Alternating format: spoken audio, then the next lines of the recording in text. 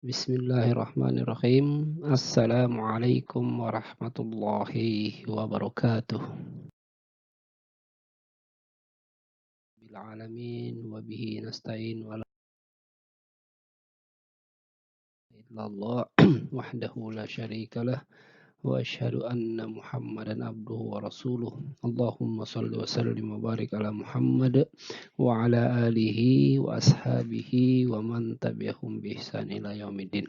Alhamdulillah, anakku sekalian yang berbahagia. Puji syukur kita panjatkan kepada Allah Subhanahu wa taala karena Allah Subhanahu wa taala masih berkenan memberikan kita kesehatan, kekuatan untuk bisa kembali melanjutkan materi pelajaran kita terkait dengan khalifah-khalifah ya yang terkenal dan kebijakan masa pemerintahan Bani Umayyah. Ini sudah masuk di materi kedua. Yang sebelumnya kita sudah mempelajari pada pekan sebelumnya terkait dengan proses lahirnya, fase-fase pemerintahan dan lain sebagainya. Anak-anakku sekalian berbahagia, maka kita mengawalinya dengan mengetahui 14 khalifah Bani Umayyah I yang berkuasa, ya.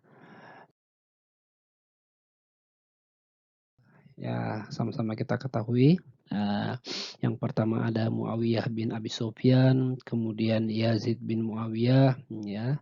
Kemudian Muawiyah dua bin Yazid, Marwan bin Hakam, kemudian Abdul Malik bin Marwan, Walid bin Abdul Malik, Sulaiman bin Abdul Malik. Kemudian yang kedelapan Umar bin Abdul Aziz, Yazid bin Abdul Malik, Syam bin Abdul Malik, Walid bin Yazid, Yazid bin Walid, Ibrahim bin Walid, dan yang terakhir adalah Marwan bin Muhammad.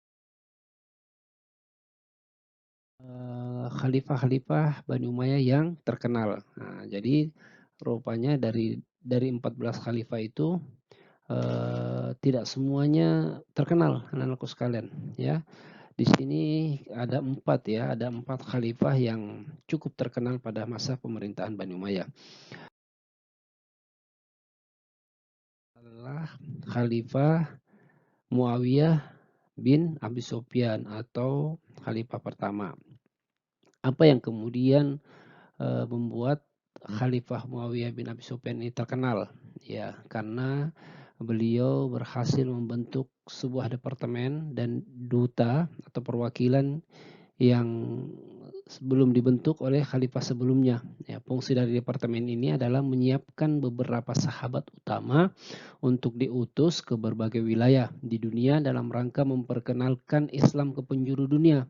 Ya, kita sudah pelajari sebelumnya beberapa sahabat yang dikirim untuk membawa risalah Islamiyah ini, seperti ada Uqbah bin Nafi dan Musah bin Nusair, itu diutus ke Afrika Utara. Kemudian adalah Abdullah bin Abi Sara diutus ke India, dan Sa'ad bin Abi Waqqas di Cina, termasuk Indonesia dan wilayah Asia Tenggara lain.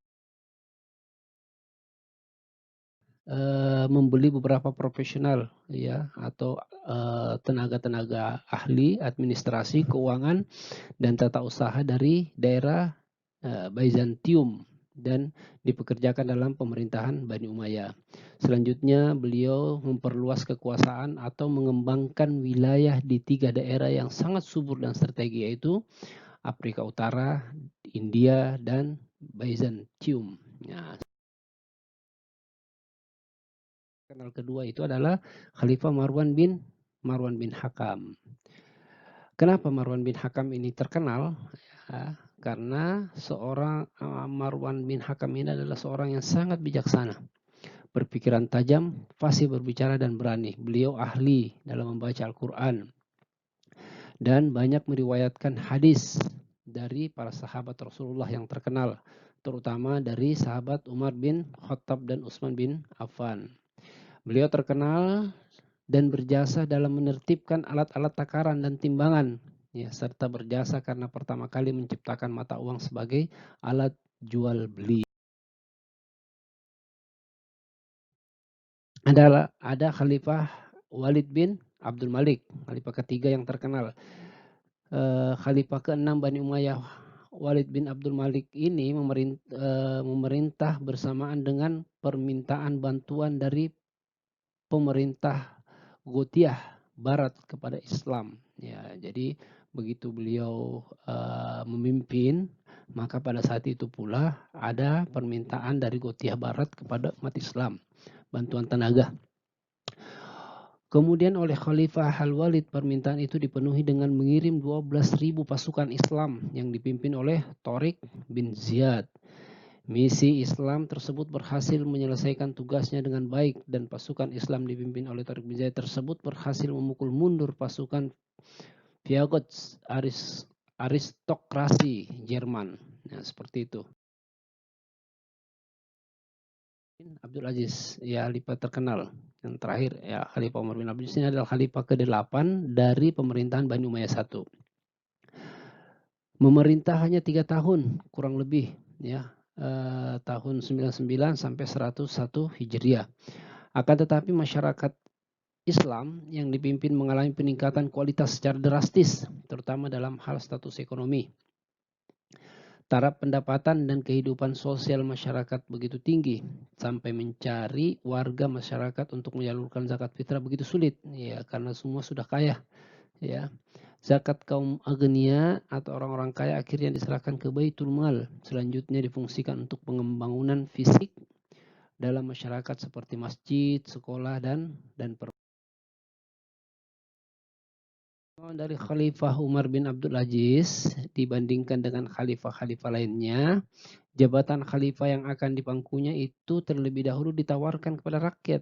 Ya, jadi sebelum Khalifah Umar ini menjabat sebagai seorang khalifah, maka posisi khalifah itu ditawarkan dulu ke masyarakat. Silakan siapa yang mau menjadi pemimpin. Akan tetapi mayoritas masyarakat lebih memilih Umar bin Abdul Aziz. Beliau lebih mementingkan agama daripada politik, mementingkan persatuan umat Islam daripada golongan, serta penyiaran Islam dilakukan atau disiarkan dengan cara damai, adil terhadap semua. Juga terkenal dengan sopan santun dalam bertutur, mementingkan kebutuhan umum daripada kebutuhan pribadi, membuka forum untuk masyarakat luas bertanya tentang hal agama, hukum, dan persoalan sosial lainnya. Masa pemerintahannya yang singkat hanya 3 tahun akan tetapi mampu mengangkat status sosial dan derajat masyarakat menjadi makmur sehingga sulit mencari orang miskin untuk mengeluarkan zakat pada saat itu. Luar biasa. Kemudian anak sekalian berbahagia, memberi instruksi kepada gubernur Madinah agar mengumumkan kepada masyarakat Islam Madinah supaya segera mengumpulkan dan menyeleksi hadis. Kemudian terkait dengan kebijakan-kebijakan pemerintah Bani Umayyah I yang sangat berpengaruh pada perkembangan Islam Bani Umayyah I adalah pada saat Muawiyah bin Abu Sufyan memerintah sebagai khalifah pertama. Kemudian dia menetapkan beberapa kebijakan. Yang pertama, memperluas wilayah Islam di 3 wilayah yang rata-rata subur, seperti Afrika Utara, India, dan Byzantium. Akan tetapi dari 3 wilayah itu Bizantium lebih dahulu ditaklukkan karena selain subur masyarakat penganut Nasrani Ortodok. Adalah membentuk departemen dan duta. Tugas utama mengirimkan, ya, sudah kita sampaikan di awal tadi terkait dengan ini. Kemudian mengangkat beberapa profesional. Pada masa pemerintahan Bani Hakam mata uang ditetapkan sebagai alat resmi. Ya, ini kebijakan-kebijakannya juga. Marwan, semua pemberontak semua pemerintah pemberontak dalam pemerintahan menjadi kondusif dan perkembangan peradaban menjadi lancar, ya, termasuk kebijakan pada masa Umar bin Abdul Aziz tahun 1999 ini. Umar mengeluarkan perintah kepada gubernur Madinah, ya, yang kita sudah sampaikan tadi. Keistimewaan beliau menjadi kebijakan sekalian. Ya, itu tadi sekilas saja materi-materi intinya, yang pastinya, Bapak harap sebagaimana biasa, sebagai bukti kalau kalian telah, mengikuti pembelajaran ini, maka Bapak harap kalian tetap wajib untuk menuliskan ya, kesimpulan dari materi yang kita sudah pelajari, ya.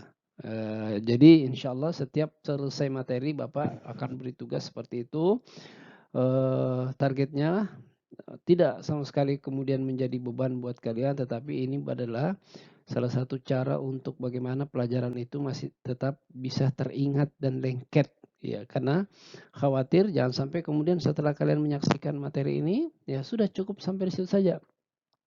Tetapi insya Allah dengan adanya catatan-catatan itu, ya materi-materi itu tidak akan terlupakan. Demikian ya anak-anak sekalian, untuk pertemuan kita yang ketiga ini. Materi-materinya sudah cukup jelas insya Allah. Kalaupun kemudian ada hal-hal yang menurut kalian belum terlalu jelas, insya Allah kalau kalian browsing di internet terkait dengan materi ini, akan banyak yang kalian bisa dapatkan dan untuk kemudian dipelajari kembali.